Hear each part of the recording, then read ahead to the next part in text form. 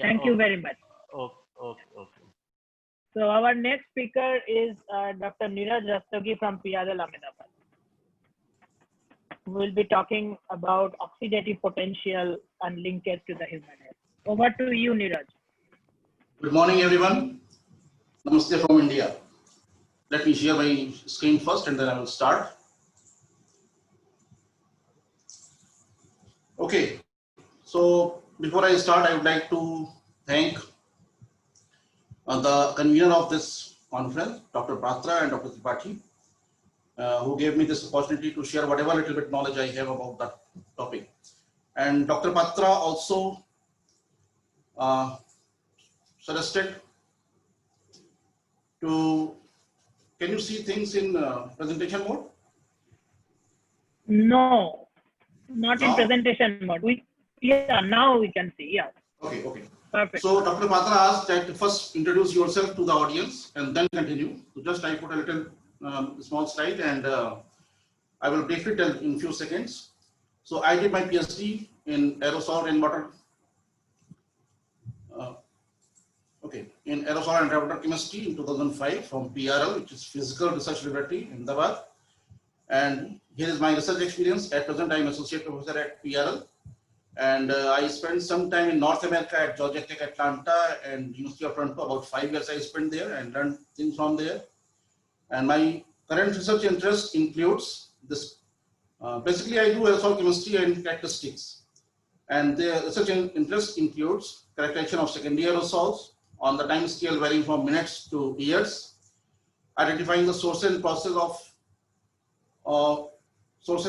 affecting aerosol composition using isotopes, understanding the oxidative potential of atmospheric aerosol, which is the topic of today's presentation, and then characteristics of brown carbon. And we are also studying the chemistry of UTLS region using balloon bond and aircraft measurement. For more details, you can see my website, or if you want to contact, here is my email ID. Okay, the topic of the talk is oxidative potential of ambient aerosols over North India, linking particulate pollution and human health. So I will start with North India. Why North India? And then we will go to see the link between particulate pollution and human health. And then we'll come back to oxidative potential of ambient aerosols. Okay, so, and before I start, this is very important. So I would like to acknowledge all my supervisors who taught me whatever I know a little bit, my group members who actually do all the hard work in lab or in field. They are the one who are doing all the hard work. And of course, my collaborators, without whom many studies would have not been possible. We complement the expertise of each other. So with this, let me come to why the air pollution in North India is of global interest. Many of the previous talk already partially mentioned about it. Let me just add a little bit to it. So this is the world population density map. And you can see here is IGP. So IGP has the highest population density in the world. So what does it mean? Obviously, any adverse event would affect more people in the IGP in comparison to the same event occurring at any other place. So the major sources of our IGP are biomass burning. When we say biomass burning, we are actually talking about crop residue burning, which happens twice a year, which is October, November, which is paddy residue burning, and then in May, people burn this wheat residue.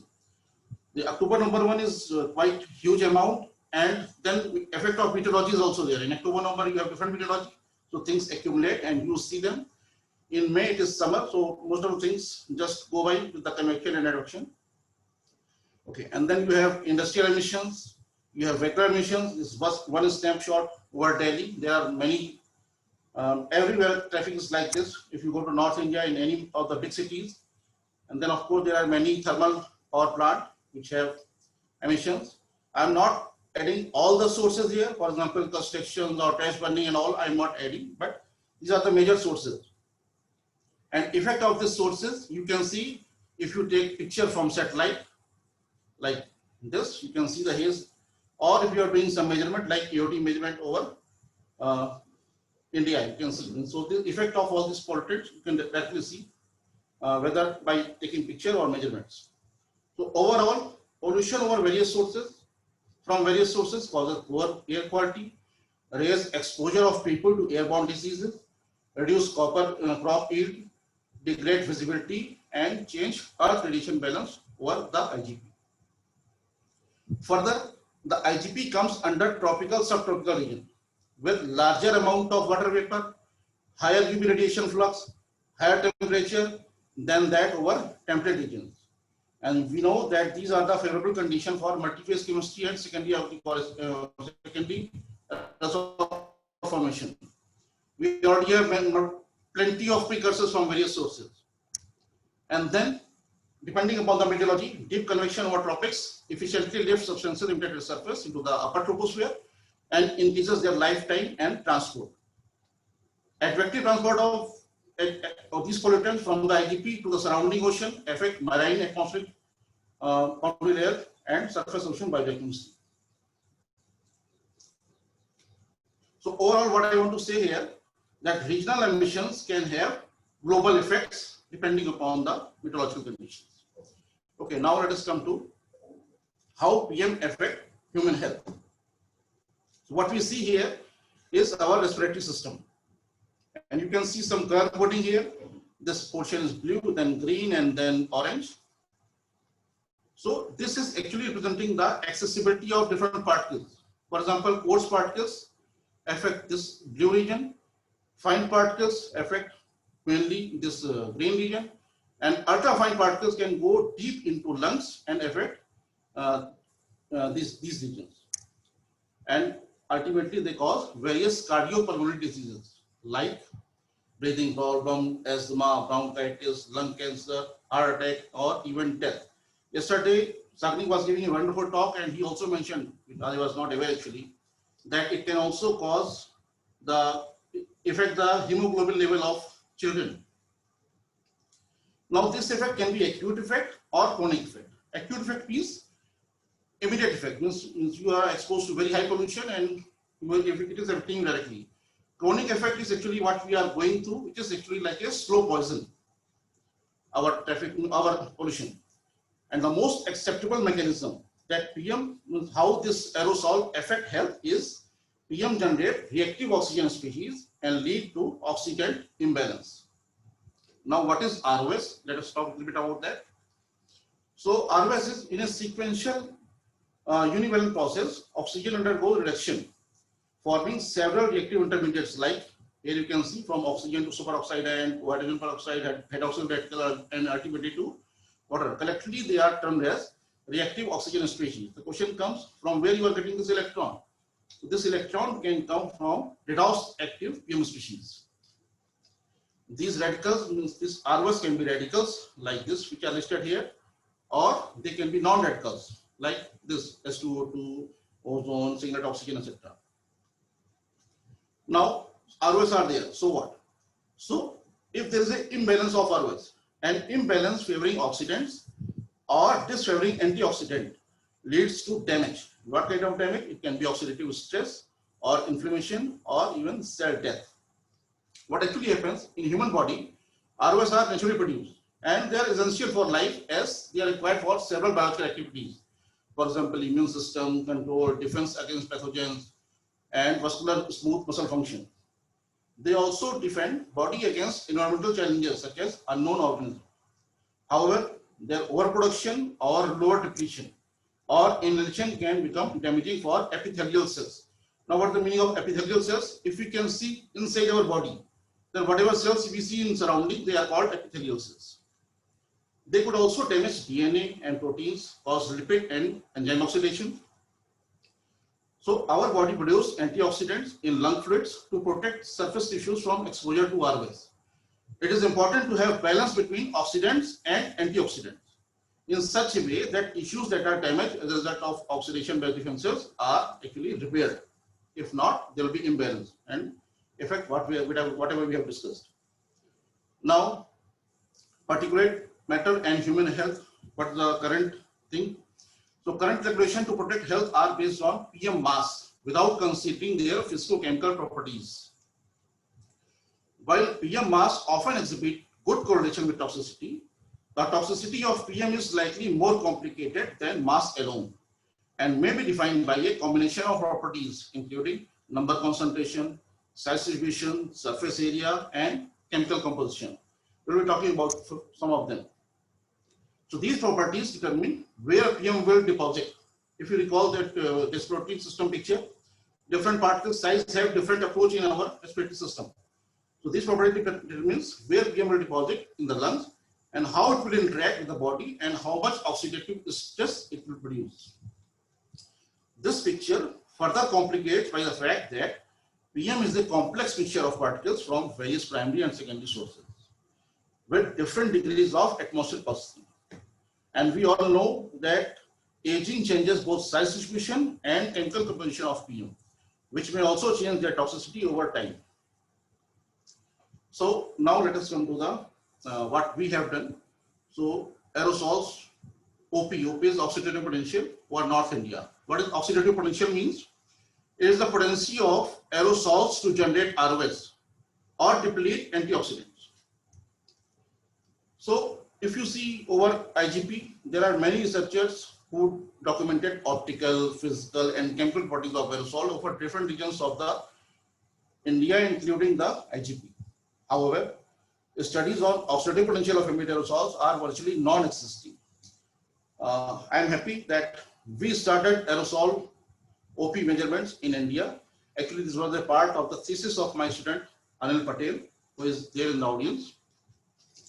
Now let me tell what he did actually. I will not go into too much detail, but whatever this red dot you see, these are the sites from where he has collected the samples. This is Ahmedabad, Mount Abu, Patiala, which is in Punjab, Kanpur in Uttar Pradesh, and Shillong in Northeast. And then we also have collected sample from Port Blair, which is an island in Bay of Bengal, and he also participated in a cruise over the Arabian Sea.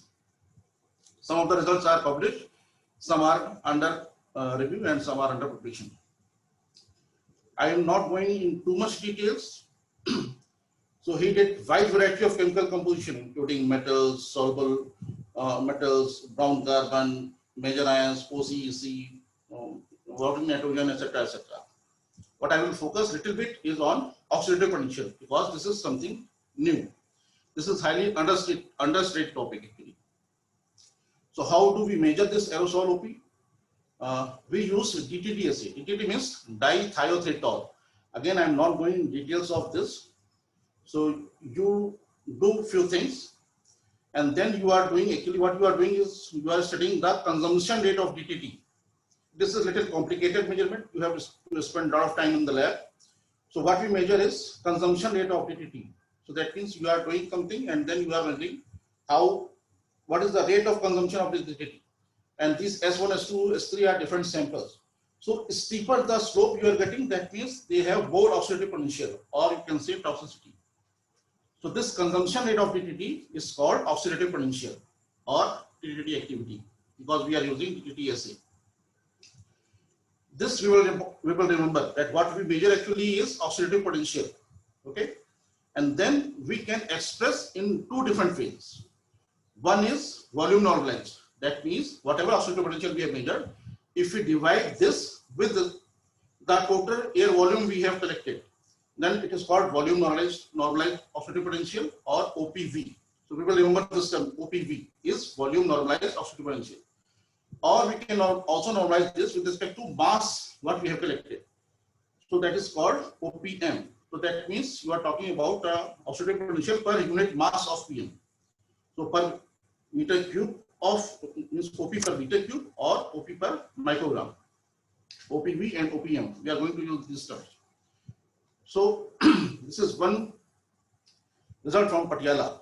What we did here, we plotted OPV as a function of PM 2.5. Actually plotted both OPV and OPM as a function of 2.5. And what we see that there was a linear significant correlation between OPV and PM 2.5 mass concentration. But when we saw the same thing with OPM, what we saw, see there was a large scatter. For same mass, if you see there is a large variability in OPM from here to here for similar mass. Highest mass is here, but it is not the highest OPM. But in case of PM 2.5, in OPV, if you see highest PM 2.5, highest OPV. So what does that mean actually? This is very important to understand actually. So what is, if how we can relate them?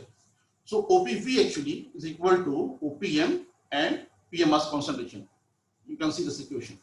So if you multiply this and this, you will get this. So OPV depends upon both OPM as well as on PM mass concentration. But OPM depends upon chemical composition. That means what redox active species are present in that PM what we have collected. And it is independent of total PM mass concentration. So when both OPM and PM concentration both are high, then it leads to high OPV. However, when only one of them is high, then the magnitude of OPV depends upon the relative difference between OPM and PM concentration. So what does actually that mean? Suppose you have the PM concentration in the atmosphere, say 10 microgram per meter cube, and somewhere you have concentration 100 microgram per meter cube. So what I am saying that OP will not depend upon this mass, OP will depend upon the mass, but OPM will depend that among in that 10 ppm or 100 ppm, how much active species are there, because they are actually causing the OP, not all the PM. So overall, it is important to consider both OPV and OPM, because OPV reflects the effect with respect to PM dose reaching to human respiratory system. So when we inhale, means our inhalation rate is 6 liters per minute, or if you convert into meter cube, it is 0.36 meter cube per hour. That means about 1 meter cube in 3 hours. So how much PM is reaching there depends upon the what is the PM concentration there in the air. But use of OPM decides how effective that delivered PM dose can be, depending upon the presence of redox active species in that dose. That means it is possible that you are getting more PM inside your body, but they don't have more oxidative potential, or you are getting less PM concentration, but it can have high oxidative potential. So we have to consider these things. Now this is just to show a little bit about the values over different sites. So what we see here, PM concentration. Okay, so these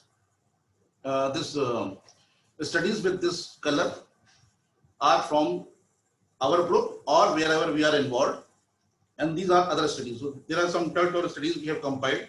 So here the mass concentration, here is OPV, and here is OPM. So what is important to notice here, mass concentration is ranging about 20 times, means from this see about 7 to about 150, minimum to maximum to see. OPV is about, lowest is around this 0.13, highest is around 3.8. And OPM, if you see, it is minimum is around 10 and maximum is around 27. So what I am saying here, that variability in average PM concentration is the order of 20 times, OPV is the order of 30 times, and OPM is the order of 3 times. This is very important. So when we are measuring this, we are doing oxidative potential measurement. OPM is within order of 3 times. That means you are going to different places. Oxidative potential of those PM is kind of similar. So it depends upon how, if you have more mass, then it will affect more. Less mass, it will affect less. So now let us see some of the chemical composition, how this chemical composition and OPM are associated. So here is the relation between OPM and elemental carbon. See, here it is nanogram EC. It is mass fraction, nanogram EC per mass of PM2.5. And this is OPM. And we can see there is a significant correlation between them. Now you will see there are some squares with the dots, some squares with different colors. The square with dots are actually the samples which were collected during daytime. This only square, they are collected during night times. And they were colored with respect to BC 370 by 880. Now what does that mean? Whomsoever is using atherometer, he or she know that we measure at different wavelengths. And if you take the ratio of PC measured at 370 to ratio of BC measured at 880. So what we infer from this plot, that EC mass fraction exhibited a significant positive correlation with OPM, suggesting sources emitting EC also emit other redox active species. I'm not saying that EC is having this oxidative potential. I'm saying sources emitting EC also emit other redox active species. Why? Because what we have used here is soluble PM. That means initially only we filtered out elemental carbon and any other insoluble PM. So that means if we are getting correlation, that means from wherever EC is coming, some other redox active species are also coming, which are causing actually OPM. And this EC or redox active species can be emitted from biomass burning or fossil fuel burning. We know these are the sources for elemental carbon. Now, if we see the ratio 370 by 880 ratio, if it is more than 1, it is assumed that this EC is mainly from biomass burning, and if it is less or equal to 1, then it is assumed that it is from fossil fuel burning. And if you notice this plot again now, you see wherever this more color, so they are having relatively high OPM, and wherever this dark color or from fossil fuel, they are having low OPM. So what does that mean? OPM of redox species coming from biomass burning is more than that coming from fossil fuel burning. Then this is another very interesting study over Delhi. It was done recently and published in ASMT later. This is actually done by Vishal Verma. He is from University of Illinois. Neeraj, if you can finish in next few minutes, that would be great. Yeah, I am very close to finish. Huh? Yeah. So what they have shown that over Illinois and Delhi, mass concentration difference was more than 13 times, but OPV concentration was only 5 times different, which is saying the same thing what we were discussing previously. Now, what we found, this simple linear relation between OPM and few selected species measured by this AMS and ZAC. So OPM also showed a significant relationship with M by Z44, which is actually representing the oxidized organic aerosol, and also with CHO greater than 1, that means organic aerosol with more than 1 CHO functional group. And OPM also correlated well with potassium, which is proxy of biomass burning, and sulfate. So it can be inferred that these species are also responsible for observed OPM, and our sources emitting these species also have redox active species which are responsible for the observed OPM. But can we say this? Actually means here in Delhi we have seen the relation between sulfate and OPM, but over Patiala what we saw, there was a negative correlation between SIA and OPM. SIA is the sum of ammonium sulfate and nitrate. And when we try to investigate same thing in our lab, and we found that SIA is actually TTT inactive, and therefore it appears to show negative correlation with increasing SIA. For example, what we did, we took some standard and added different amount of SIA to that, and we saw that consumption rate was not different. That means OP was not different. So that implies that SIA was actually TTT inactive. So when you calculate OPM to divide by mass, so if you divide by inactive mass, it appears to show that there is a decrease, but actually it is not, just an artifact. We talked about that. So what it means, that merely a correlation between OPM and measured species do not allow one to infer that a species is responsible for the OPM. We need to understand the underlying mechanism. We need more aerosol OP studies with spatio-temporal curvature. And with this, I let us come to the summary. So while assessing the effect of aerosol OP, it is important to consider both OPV and OPM, because OPV reflect the effect with respect to PM, those reaching to human respiratory system, which depends upon the PM concentration and the volume of air inhaled by the person. Whereas the use of OPM decides how effective the delivered PM dose can be, depending upon the presence of redox active species in that dose, that is chemical composition of PM.